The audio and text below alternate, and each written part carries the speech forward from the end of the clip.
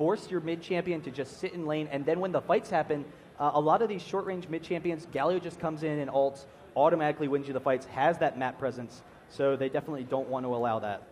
So we still have to think of some champions they may be leaving open. We may be seeing Shen left open again. We may be seeing Kog'Maw left open once again. But you know, also we have the Alistar ban coming in last for Mono.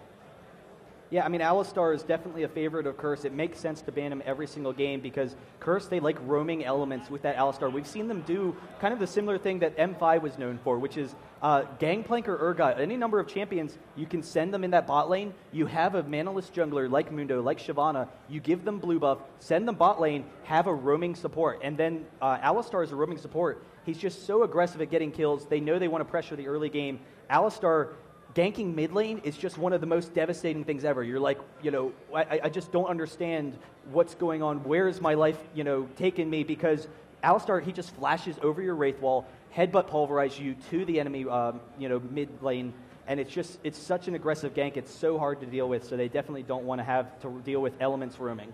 And you know, Mono, they were dealing with this firsthand during our third place match, and the roaming Alistar just completely shut them down. And just, you know, nice little reminder for everyone, we did have our third place match not too long ago. Curse 2-0'd. Yeah, that's absolutely right. And in one of those games, they ran that strategy. They had, I think, Gangplank, instead of a top lane Gangplank, they sent him bottom, gave him the blue buff, and then ran a roaming Alistar, sent their AD carry top, because yes, AD carries, you know, against a melee, yes, you've got that ranged harass. And then if you have someone like Corki against someone like an ability power champion like Vladimir, that's really aggressive too. We saw V8 earlier against Epic. They had Corki, you know, against that Vladimir in that top lane, just completely shutting him down. That was actually game one, I realized. That's so we didn't see that, but off on the side, just a really aggressive lane. So I mean, so Mono looking to stick with the same bans they had game number 2. You know, Galio, pretty powerful. Alistar, they've experienced that before. Karthus. Where does Karthus come into play? What makes him a good ban?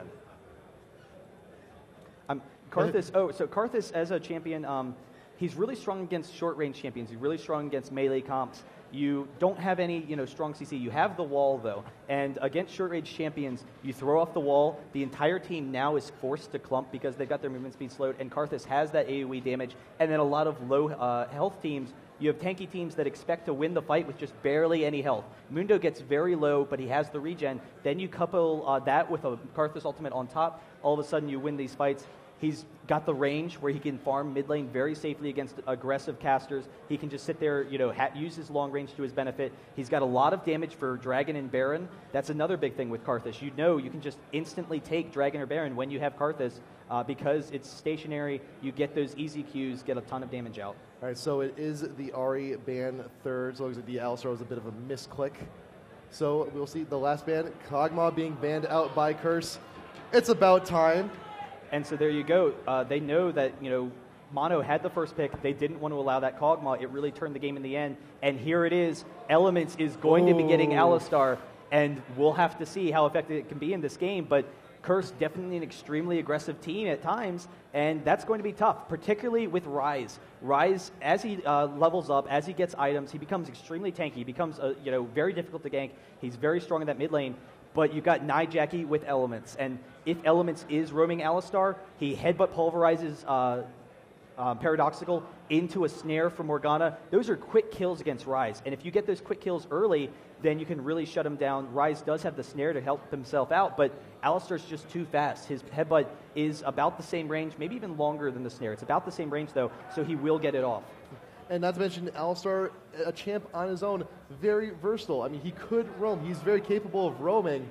But if he can get a bot lane with Sivir, that's a kill lane right there. Now Mono's trolling us a little bit. Yeah, that'd be nice. That would be nice. The Corki pick makes sense. I think the crowd would go insane with the Evelyn, but Corki definitely makes sense. It is a very strong champion. They might have gone with an Urgot pick, and it's kind of interesting. Corki definitely scales a little bit better, has the early game nukes, you know, so can take control of the lane. But now I wouldn't be surprised to see Curse take Urgot because he's extremely strong and is going to put a lot of presence in that lane. And we have seen that Zig likes Urgot, though at the same time, if you can't get the pulls that you want, like in game one, then, you know, Urgot all of a sudden becomes a weaker champion. I would not be surprised if we actually see a Vayne pick later on, because Cop did do pretty good work last game with Vayne, but we have Leona here. Curse did pretty good last game with Vayne, and you know what? Leona, Tristana. Yeah, I mean, they Teemo. really have a lot of options. Can we get that? I wouldn't mind that. I would like that if we can get some Teemo action going on. I'd be kind of surprised. I mean, we could see it. Tristana definitely makes sense as a pick, has the range. Vayne, because of the short range, you're running right into Corki's AoE. You're running into Phosphorus Bomb, which gives that blind. You're running into the Gatling gun. Corki can just burst you down, and that's a real concern when you don't have a heal on your support like Leona. But coupling Leona, you do want to couple Leona with an aggressive DPS, and so if they can pick up, Janna in particular, Corki has the Valkyrie to get out of there, but if we get the stun from elements, so we got Jungle Alistar, I just realized, but if we have the stun from elements onto Janna in particular, Tristana has a lot of burst damage early on. He's got the jump, he's got his E. At level 6, Tristana actually has close to 1,000 burst damage when you couple in the fact that Tristana can throw auto attacks while in the air, can throw auto attacks after using the Buster Shot, knocking you back. So it's going to be interesting. The Alistar is going to be so aggressive, and we are going to have Alistar all over the map. It's going to be such aggressive ganks. It's going to be tough for Mono to deal with. I love how Mono is just kind of playing to the audience here. Some potential picks. Sivir would be nice. I wouldn't mind some Sivir, but Riven and Nidalee. I'm liking that. Wow, so Nidalee is going to be the pick, and we have seen Nintendo playing Riven throughout this tournament. It is a strong champion of his. He has that kind of chasing down capability against a champion like Vladimir. Riven has so much mobility, can get in those aggressive ganks, but the concern is what are they going to do about Alistar? And Nidalee, can sustain in the lane top. It'll be interesting to see what kind of team they have. I mean, they have that kind of poke team with Corki, but he does run out of bombs late. Nidalee does have that poke. But Vladimir will be able to farm in that top lane, and Nidalee early is vulnerable to aggressive gankers. And Crumbs on Alistar is going to be ganking starting level 2, almost certainly. Now I'm looking at Curse's full lineup here. Vladimir will be the last pick. But I'm looking at Curse's front line. We got Alistar, we got Leona, we got Vladimir. We got champions here who get very tanky. We got a lot of health on them. And Mono, they had Mundo last game out there playing the point, but Rise is a little bit tanky. Riven can get tanky if she wants to. We got some heals from Nidalee. I'm thinking Mono might be trying to go for the early game here, just to be a little bit aggressive. I don't want to see another 50-minute game. That's just me. Well, Nidalee, is naturally going to push the game back a little bit. You want to get Nidalee to full effectiveness. You need to get those ability power items to chunk people with those spears, and then just slowly wear them down under the turrets. Rise and Corki as a combo, we've got lots of burst damage, lots of single target DPS. So it'll be interesting to see if we can pick someone off on Mono and then retreat with Janna. On the other hand, Curse has a full-on AoE team. They're looking to pick up kills quickly. Yep. I mean, we might see some, fantastic Mario action with Cop. He's just going to be bouncing all over the battlefield as they pick up all these kills in their AoE, and they're looking to, just take control of the game very early with it.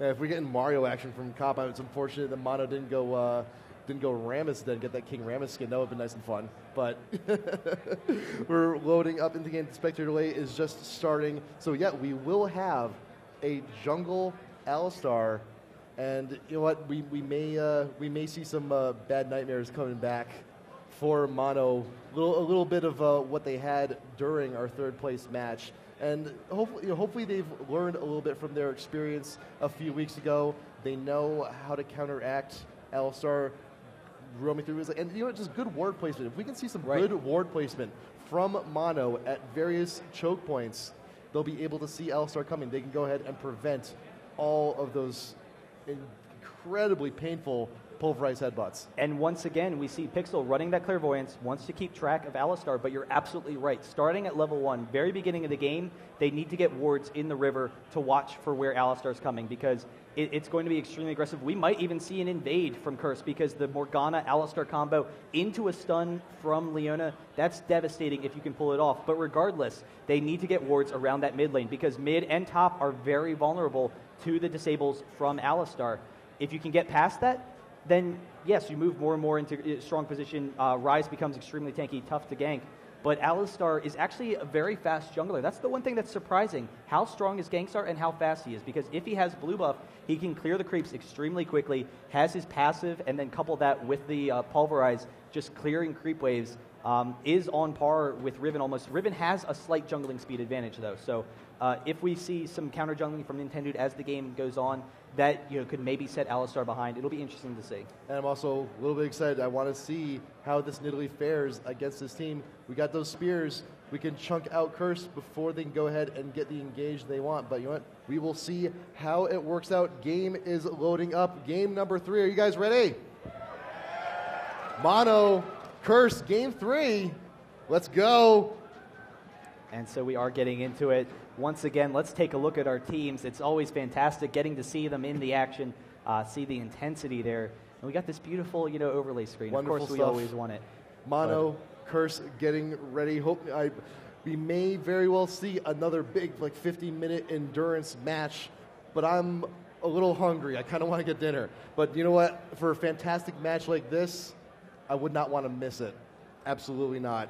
And again, we're going to have to watch where the junglers are. We're going to have to watch that bot lane because bot lane has so much burst damage. I think until level 6, it's probably going to be a farm lane. I don't know that, Leona, Tristana are going to be that aggressive. They, know that Janna and Corki is a pretty safe lane. But if we get those, once we get level 6 down there, once we have Alistar coming in with his ultimate, he can just tower dive all day, knock him out, have that burst, have that disabled to easily pick up kills. And so they really need lots of map control. And early oracles from Curse could definitely, be on the order because they want to make sure they can be as aggressive as they want in this game. And you know what? I can already tell this is going to be a good match. Not only do we have Leona with one of the coolest skins ever. Check it out. Red Baron Hey, there Corki. you go. The Red Baron Corki, of course. It's going to be a good time. This is going to be a fantastic game 3. I can tell already. But right now, Mono pinging out this river bush. They may be looking, but look, Curse. They're already mobilizing to want to try and get. They see Mono sees Curse trying to get in, and Paradox will get caught out in the mid. He'll get no. The flash misses. Crumbs could not get in there quick enough. Just barely flashing out for Paradoxical. But there's the thing. You see Mono coming mid. They know that Curse has an extremely aggressive level 1 team, so they want to get vision of them. Coming mid, they can, kind of make their presence known, sometimes get a glimpse, and they did. They saw, so Curse is going to have to back off, not be aggressive in that jungle, but it is going to allow Crumbs to continue jungling. The big thing, though, is Rise, his flash is down, but Crumbs' flash is down as well. So it'll be difficult for Crumbs to get in mid. There was the threat of the flash over the Wraith wall. That's always a threat with Alistar, but now with his flash down, that's not so much. So it'll be interesting to see how much that hurts his ganking potential. I'm not sure if I'm liking Mono wandering in here. Provided they didn't get the invade they wanted, but Curse on the defensive end of an invade is still pretty good. We still have 3 stuns here in this area. Mono, if one misstep, or if Morgana just decides, if Nightjacket just decides, you know what, I'm just going to throw a binding into the bush, it could be pretty bad news for Mono. At the same time, if you get that blue from Alistar, it really slows down his jungle. And Curse, I don't think there's any way they're expecting this. That's what Mono's thinking. They're like, there's no way Curse is expecting this. Let's go in for it. Just do it. We'll see if we can pick up a kill. Shut down Alistar early. We're going around. Paradoxical leading the charge. Crumbs, he's in the bush. Pulverize, happenstance, just managed to get Paradoxical. But Nintendo flashing in, getting the Qs, gets exhausted. Elements has to burn the exhaust to keep Riven away. And there you go. No kills, but Nintendo able to steal that blue is definitely going to slow down Alistar. He's not level 2 yet. He's going to need to clear Wraiths before he can get level 2. And then he's going to be low on mana, so he's not going to be able to get those aggressive ganks that he wants. And you know that top and mid are definitely both kind of vulnerable to those early ganks, but we're not going to see that now. So now I think Mono, they've learned from the 3rd place match. They know Alistar, if he wants to be ganking pretty often, he needs his blue buff. He needs that mana, but like we said before, flash down, a little bit less mana. They can play safe just for a little while, but the threat is still there. If he just saves the mana for the pulverized headbutt combo, no lane still at this point is safe.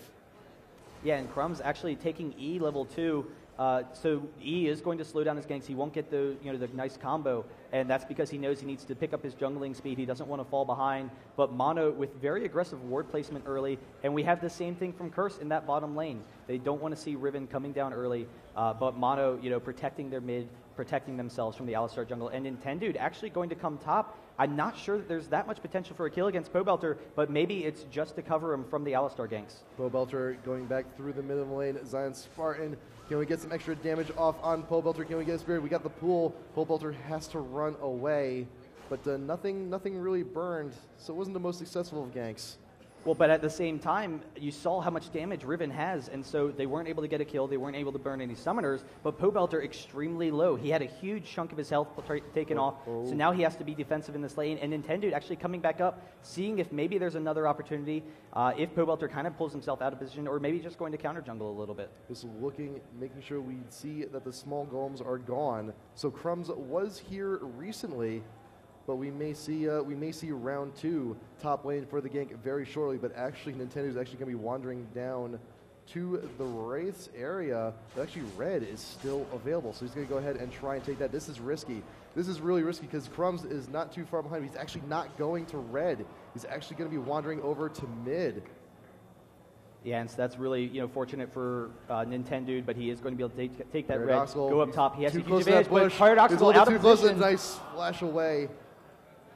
And so there it is, the really aggressive flash. Alistar's flash will be up shortly, and they know that because Ryze's flash just came up. They're communicating that because it's really key to know. But able to keep himself alive, but even so, with that flash down, he is going to be vulnerable to some Alistar ganks shortly.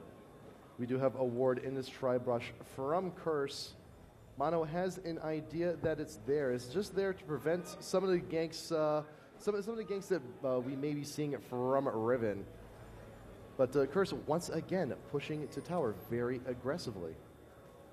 Yeah, and Nidalee doing a pretty good job controlling this lane. Doesn't really have the damage to shut down Pobelter's farm once again. So it'll be interesting to see whether Pobelter it swings to his favor. Nidalee does have the heal, but once Pobelter gets a couple of levels, will be extremely strong in that lane, and it'll be key for Nidalee to try and decide how he's going to play the farm. I actually don't really know the matchup that well, Nidalee versus Vladimir, but my thought is that it quickly turns to Vlad's advantage once he gets the revolver, once he gets level 9. So Crumbs trying to play catch up just a little bit, going after Raze. Nintendo does have a nice level advantage. Going to be wandering now, but it is warded. They do see him coming down. So Cop Elements backing off now. They realize that they were in danger. Not anymore, but that ward has just expired. So Nintendo going to go ahead and continue his farm in the jungle. Pobelter exchanging some blows with Zion Spartan. Let me take a look here real quick. Leveling up heal first. So looking just to sustain in lane just a little bit longer. And it's actually interesting. I was just looking at Zion Spartan. He's got 81 AD, so I think that's indicative of, I'm almost certain he's running attack damage, runes, and masteries. So we might be seeing an 80 Nidalee.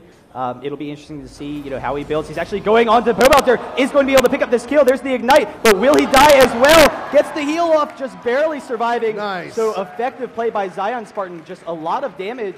Able to burst down Pobelter before he can go back, get his items, and start having that sustain in lane. Good engage, good switch to the Cougar form, getting the damage that you needed. Elements now wandering back down to bot lane, but Zig Pixel going to go back. They're going to go ahead, buy a little bit of stuff while they can. And Crumbs now looking to try to decide where he wants to go next. But yeah, Cop and Elements this game, once again, continuing to just push to tower whenever they get the opportunity. And Riven not making that much of an appearance down bot. Did wander down earlier, but ward by Dragon did spot her out. So good job, Elements and Cop, keeping the vision by them up. Yeah, and I'm kind of surprised that Crumbs hasn't been more aggressive at pressuring mid.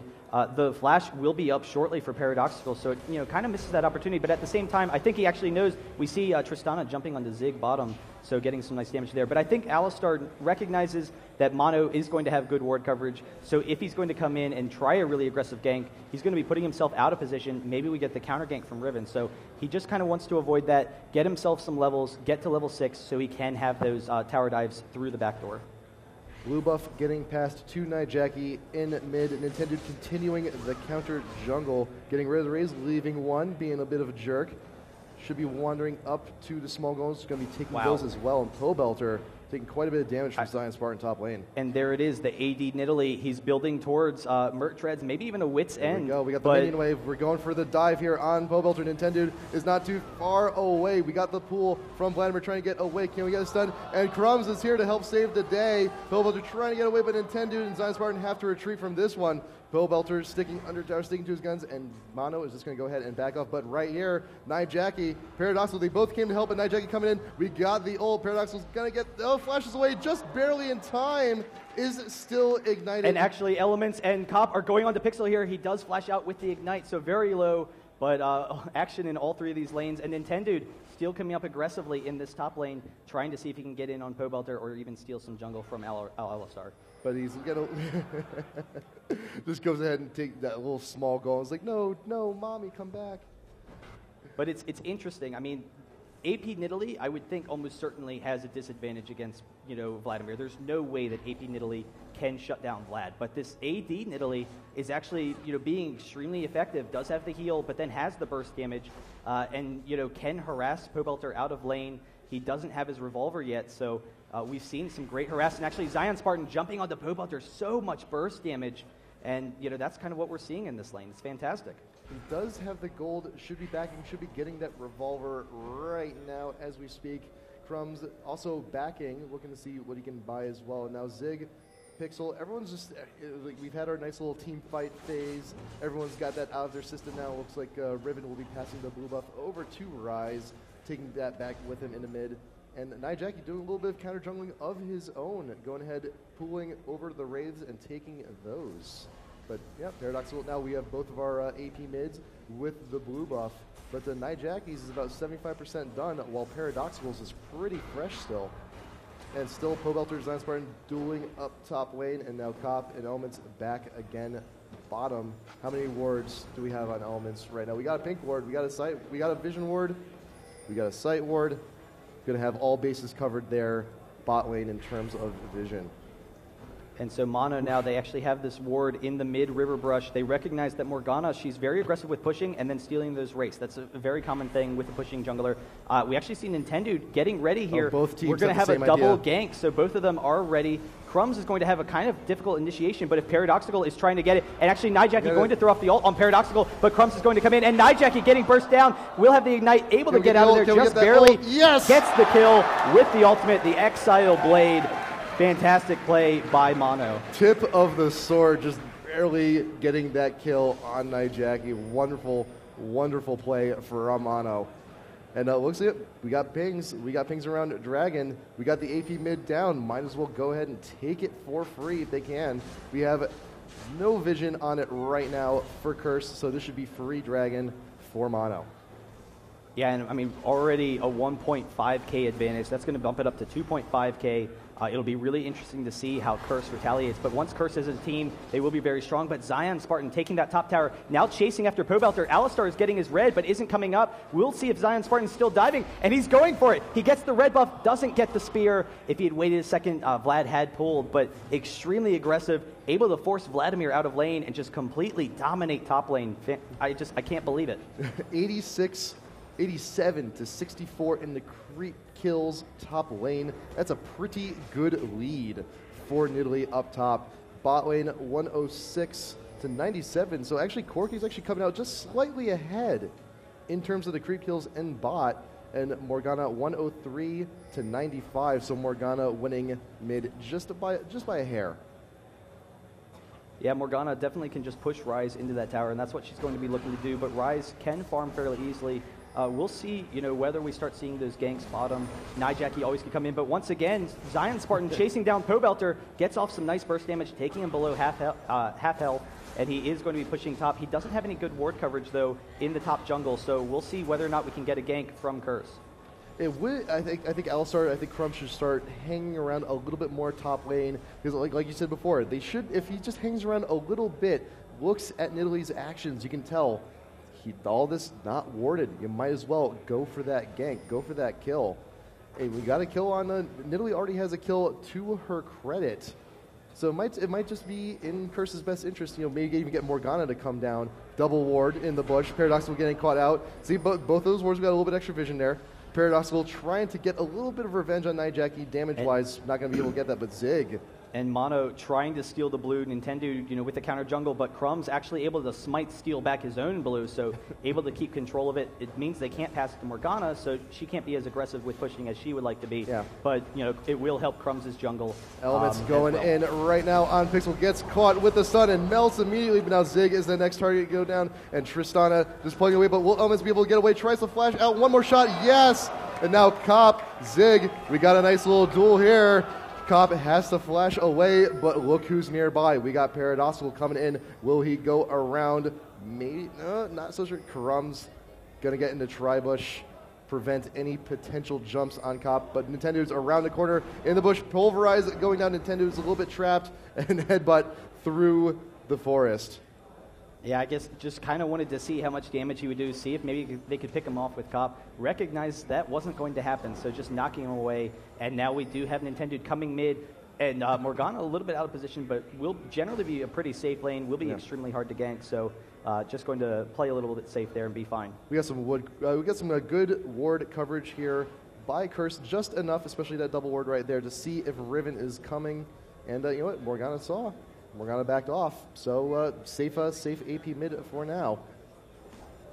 And we see Dorans all over the place for Mono. They know that they want that early advantage in those fights before Curse is able to group up as a team. And once again, Zion Spartan just with that harass against Pobelter, actually chasing him down a little bit. We see Pobelter pulling, and Zion Spartan is going to be able to continue. And there's the Ghost. He's not going to be able to get the kill, but the Ghost is down, and Zion Spartan just once again shutting down Pobelter in that top lane.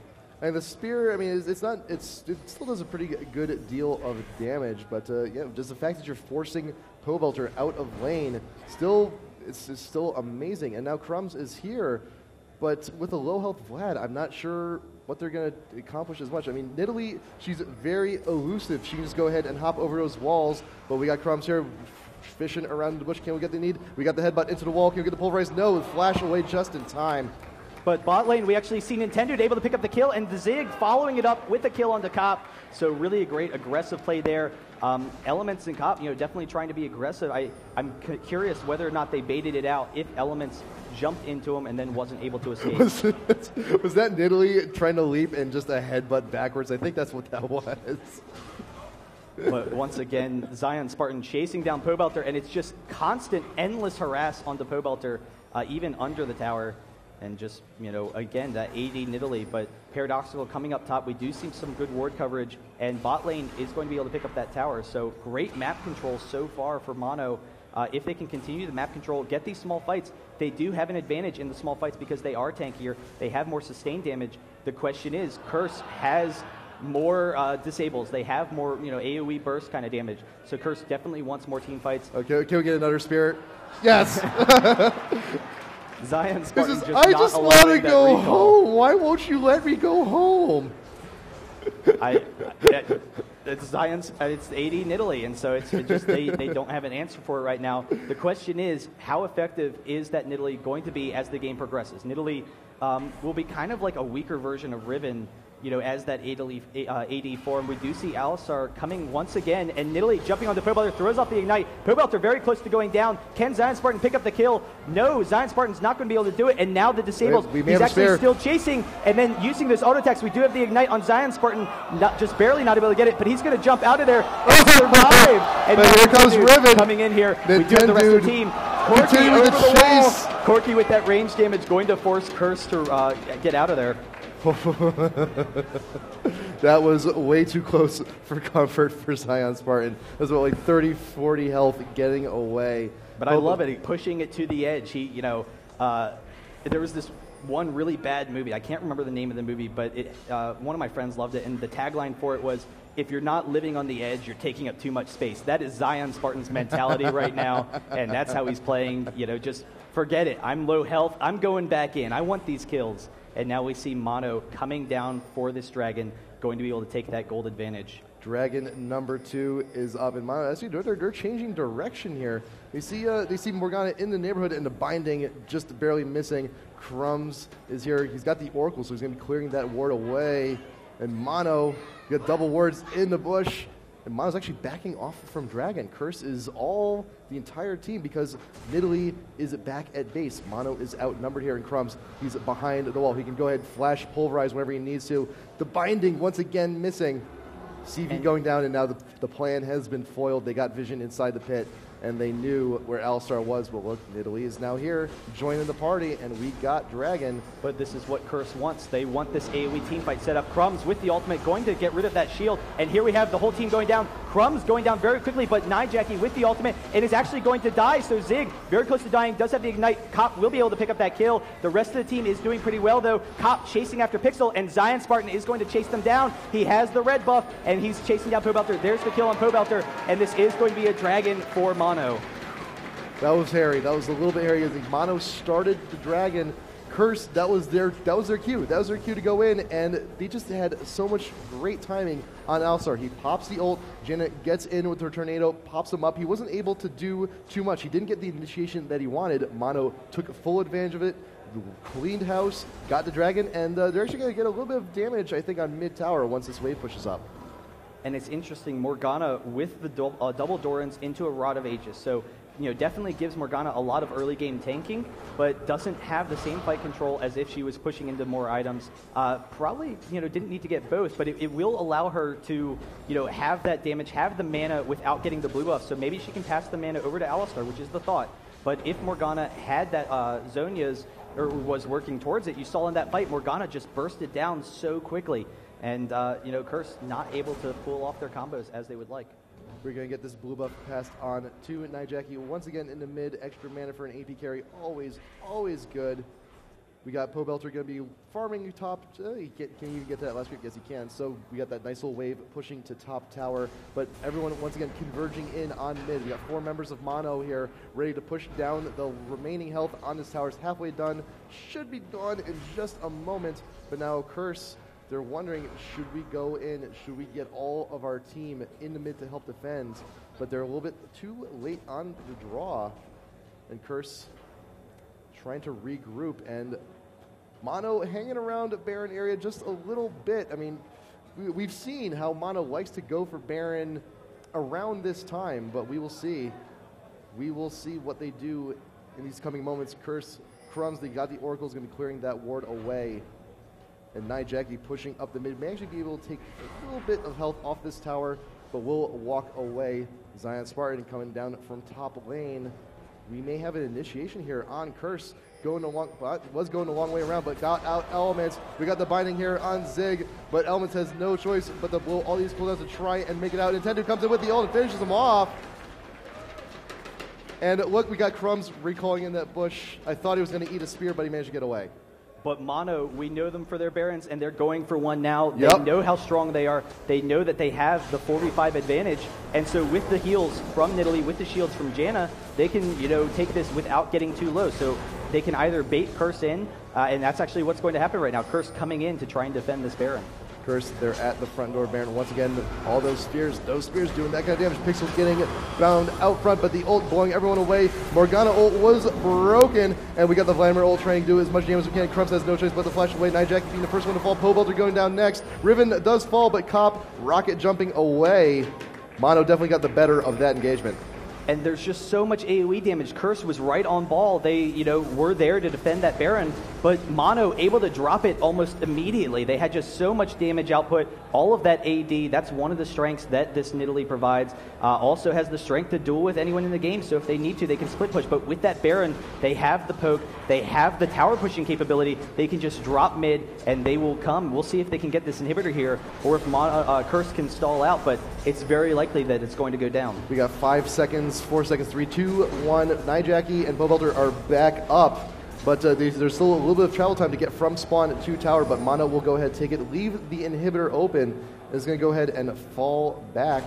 CV just to make sure things are clear over by the blue buff.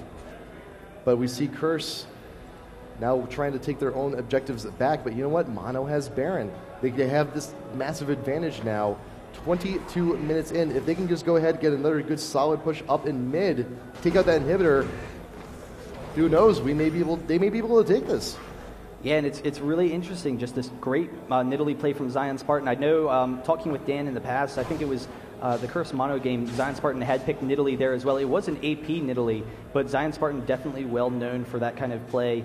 Ring around and just, the red buff. bringing it out here. Just I haven't seen AD Nidalee on a competitive scene. I know it's very common in like solo queue and whatnot, but it's really interesting to see this effective play.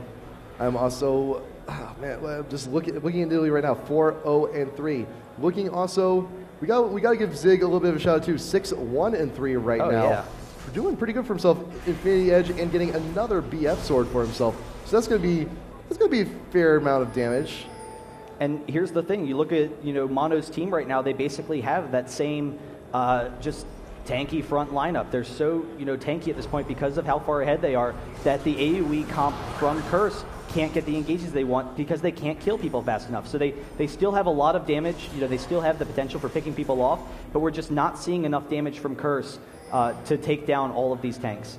But we've seen Mono ridiculously in the lead before, yet still managing to lose some of these games. Once they go late, they start doing these strange sacrifice plays to try and take objectives, and it kind of backfires on them. So hopefully they're going to be playing a little bit safer. We were going for quite a bit of money here, so I think it'd be Mono's best interest to play a little bit more safe. They've taken the inhibitor. If they got what they needed, they should be backing out. And we could be seeing a push here in bot lane, but top, Pillbelter doing a little bit of damage. He's away from base. He's not there to defend. We got to try and take objectives while Mono is taking theirs. And that's really an admission of how far behind they are right now.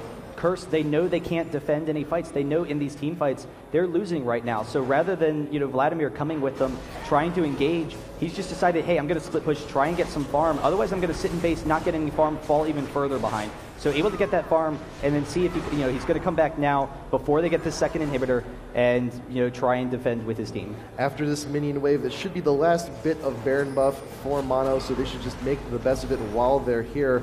The minions going down one by one, and Mono, if they want to do any more damage, just going to have a straight out tank it, and they're going to say, no, thank you, wait for the next minion wave and try again.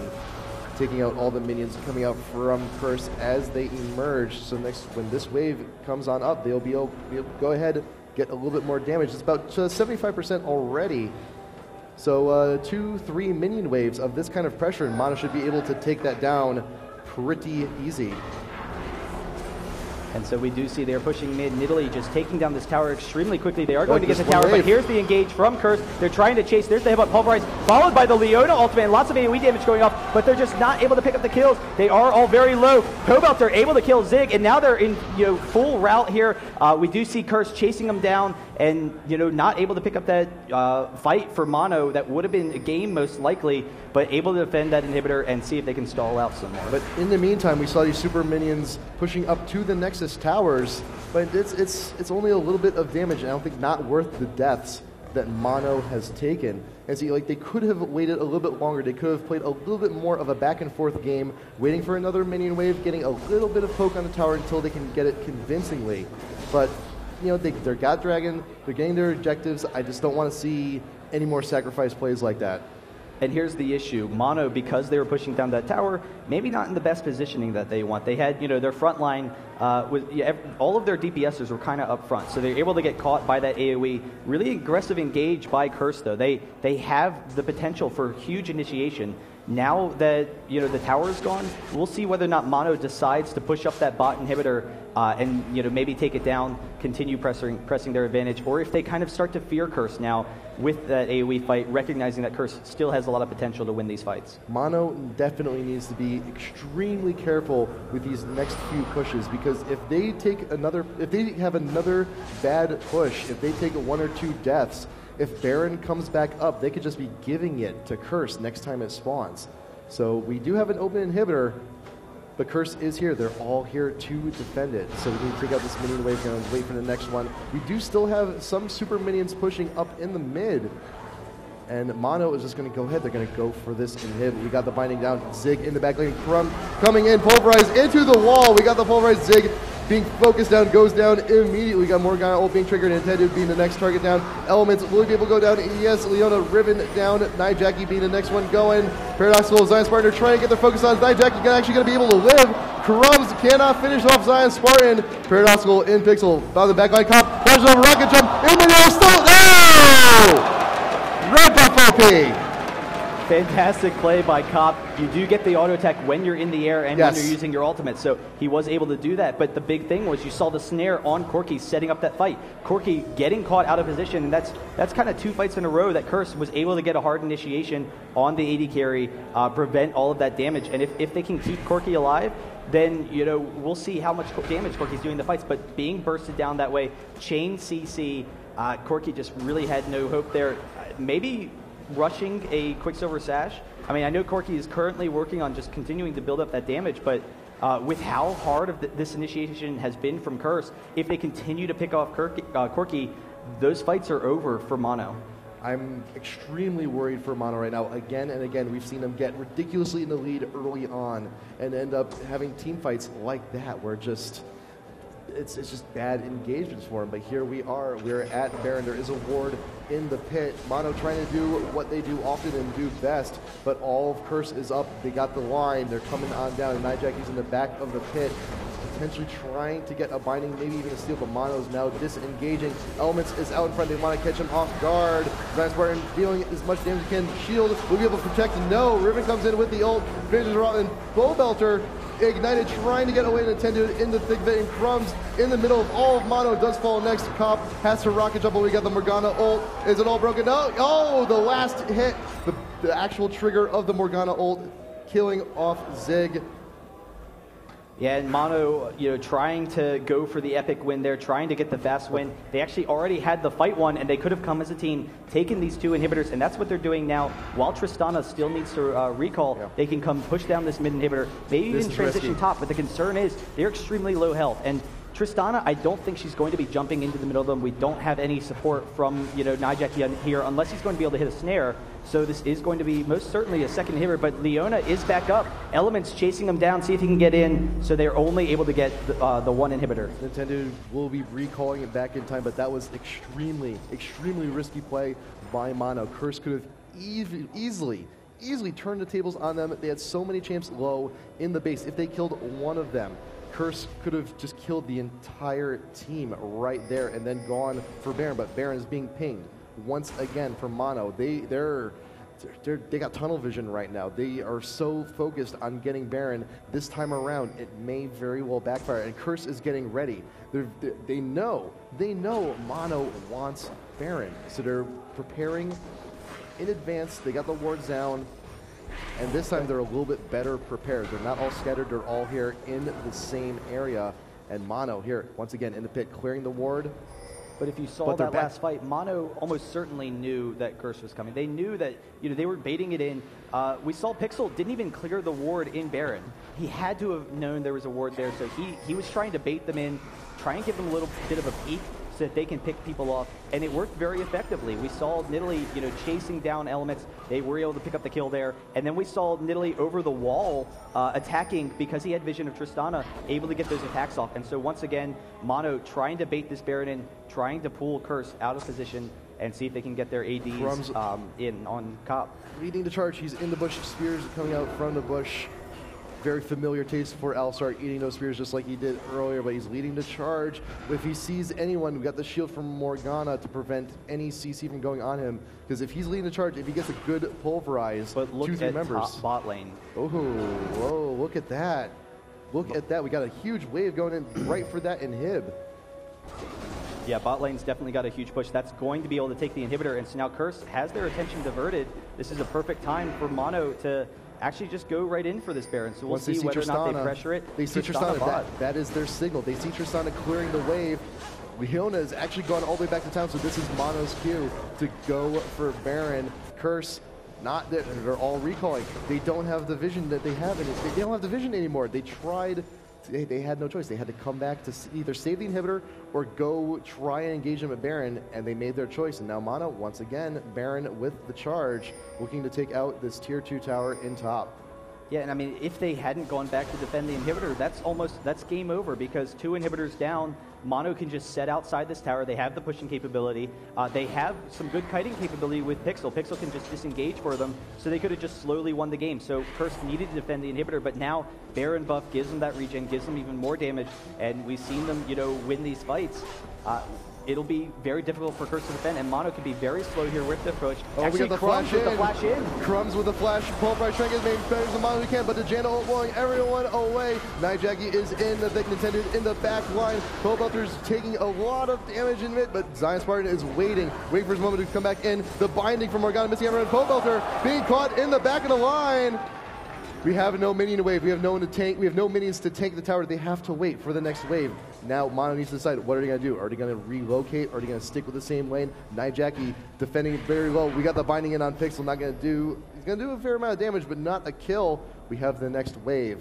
And again, bot is very close to going down to those minions. It will go down if they can't defend it. And Mono with the, actually we have the snare on the Paradoxical. There's the headbutt pulverize. This is a last-ditch effort. No. They're able to pick up the kill, and they're still chasing, but nothing happening. So 1 kill will stall out that push. Can the minions take the inhibitor? It does. So the inhibitor goes down bottom, and Mono now has 2 inhibitors down. They still have the Baron on 4 of their members, and will have it for quite some time, about 3 minutes left on their Baron. I think Mono could have backed out. Paradoxical could have lived, and the minion wave still could have gotten that inhibitor. I don't agree with that last push, but you know what? They got an objective. They got their inhib. They can continue their aggression, and Baron and buff halfway over, so they still have time for 1 more good push if they can get it in. And Cop elements, the rest of Curse, no choice but to defend. They got 2 lanes with super minions. They have no choice but to defend. Yeah, and I mean, I think Mono, they definitely understood that that lane was going to push on its own. They wanted to hold them top. They probably could have stalled off a little bit more, but recognizing that as long as they hold them there, they were going to get that inhibitor. And now, we'll have to see whether or not Curse can get another engage, but Mono, very good at disengaging. They've got lots of mobility with all of their champions. Rise is really the only one without that same mobility, but even so, they've got Janna to get him out of there, and Rise is exceedingly tanky, so he can withstand some of that damage. They can withstand the burst, then turn onto Curse, and that's what we've been seeing in these fights. Curse just barely not able to do it, because we do have so much damage mitigation from Mono. I'm liking the ward placement we also have here from Curse. If you take a look real quick, they have their top jungle. They know Mono's been sticking around there a lot, and they know that top tower should be a very priority objective for them, but mid inhibitor is back up. Crumbs coming in, headbutt. Can we get no over? It's delayed, but we have a nice team fight here. Crumbs is in the backline, so is Cop. Mono trying to pick their target, but they're letting them back off. You're going to grab the inhibitor. Are they going to leave it? Yes, they are. They may very well be wandering up again. Yes, we got the pings. Top tower, tier 3, next target. It's already halfway done. They can finish the job once this next minion wave comes up. And now we see Corki has that Quicksilver set, so they can't get the hard engage on Corki that they want. Mono can come up here. They're a little bit too aggressive, so Crumbs coming in with the headbutt pulverize, but none of the team following it up because they recognize they don't want to be focusing Nidalee. Nidalee just too tanky at this point, has over 3k HP, and then Mono would be able to turn it around. They really need to be able to pick off some more of the damage dealers, and so Mono able to take the tower. Here's Nightjackie coming in with the ultimate, very close to going down, will throw off the Zonias, but they just don't have enough follow-up, and so Mono turning it around, picking up Nightjackie. Pobelter is going to go down, throws off his pull, but he's actually very close to going out of there. Let's see if they can get the kill. Will go down. Crumbs is going to go down as well, and almost assuredly, Mono is going to win this game. They are going to be able to get the top inhibitor. Just transition over to the Nexus. Cop trying to stop the creeps, but it is GG. Mono wins the series 2-1. The huge underdogs of the tournament able to take down Curse. Mono focusing the Nexus, and that will be it. GG! Mono moves on 2-1.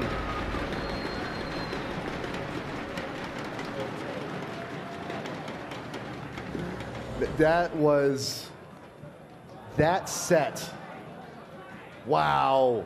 We had a fantastic game 2 with Mono coming back from almost sheer death, getting the Baron game team fight they needed and going straight for the Nexus. And this game right here, Zion Spartan on Nidalee, 10-1-5. That is amazing.